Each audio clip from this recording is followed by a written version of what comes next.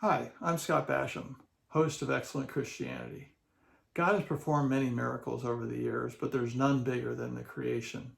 And yet, people willingly accept that Jesus turned water into wine, but they struggle that God created the universe.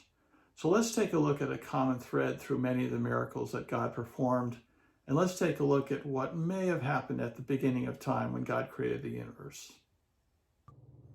Let's look at some of the miracles mentioned in the Bible. In John 2, Jesus is attending a wedding and he turns water into wine. And it's not just fresh wine or good wine, it's excellent wine. And it takes years for good wine to be created.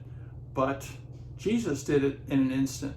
So here's an example about where Jesus created something in an instant as if it had existed for a long period of time. In John 5, we read about Jesus healing a man who'd been lame for 38 years. And what does he tell that lame man? He says in John 5, 8, 9, Jesus said to him, "Get up, pick up your pallet and walk." And immediately the man became well and picked up his pallet and began to walk. So what actually had to take place here was Jesus had to transform muscles that didn't work into functioning muscles. He had to transform probably bones and sinews and the arteries and everything that was taking place inside of those legs. He had to rebuild them, and he had to give the man the skill to be able to walk. When you're an infant, you're learning how to walk. It takes a long period of time.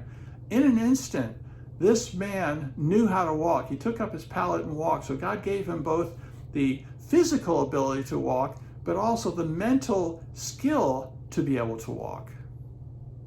In Matthew 14, we see Jesus feeding 5,000 from 5 loaves of bread and 2 fish.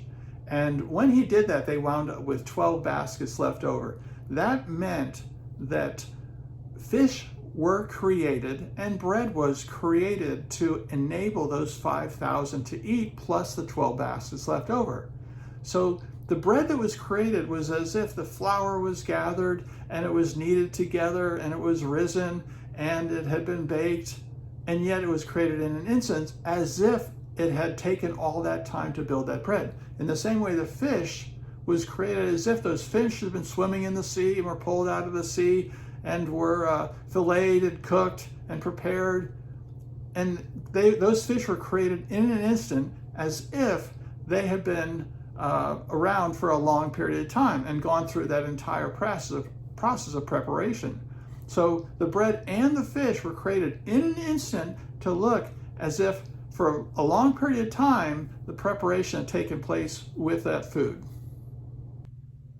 One of the most remarkable miracles in Scripture is in Joshua 10, where the sun and the earth stood still. In Joshua 10:13 we read, "So the sun stood still and the moon stopped until the nation avenged themselves of their enemies. And the sun stopped in the middle of the day and did not hasten to go down for about a whole day." If you think about what took place, here we have these celestial bodies that are moving in a certain pattern and at a certain speed. And somehow God caused all that to stop for about a 24-hour period. And that meant the moon rotating around the sun spinning, the earth moving around the sun, all that had to somehow pause. And when that paused, the earth is spinning at about 1,000 miles an hour. Everything on the earth also had to pause. So how did that take place? I have no idea. But God is God, and he's the one who worked it out. That's an amazing miracle of God. So God is really big and powerful.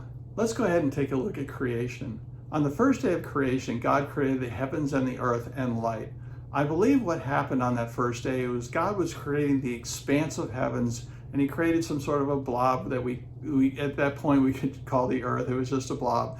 But at the same time, he also created light. Now the sun and the moon and the stars did not exist yet. So I believe what took place was God was creating the physical properties of matter at that time, and how matter and energy interacted, and how light would travel and how sound would travel, all those different things. I believe when it says God created light, that's what was taking place at that point. And then on the third day, God created vegetation. He created shrubbery, he created trees. So let's go look at one of the trees. Let's pick one of the larger trees. Let's say it's 1.5 feet, 2 feet in diameter, and you cut it in half and there's 20 rings, and we know that that means the tree is roughly 20 years old. But wait a minute, God just created that tree. So he created that tree as if it had been around for 20 years. And he did that in an instant. And when God creates the fish and the birds on the fifth day, he does the same thing. Those birds can fly, and as if they'd been hatched and been around for a period of time. And on the sixth day, he created animals as if those animals had been alive for a long period of time. So in an instant, God creates things to look as if they'd been around for a long period of time.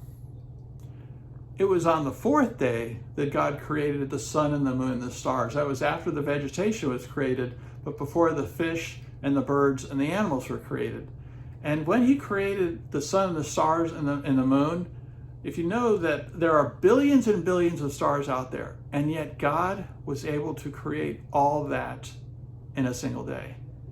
And he created it to look as if those objects had been in existence for a long period of time.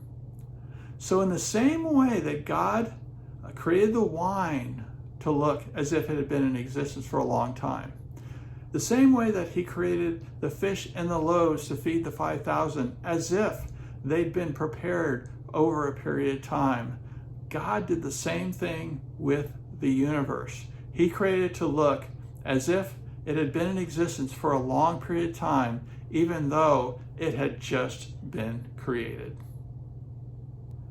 The most important thing that we can take away from this lesson on miracles is that our God is big, and he's powerful, and he's capable of literally anything. And yet he has the hairs on your head counted. He has that much concern and passion for you. So know that the same God who created the universe also is involved in your life and can literally do anything. So let's trust God for anything.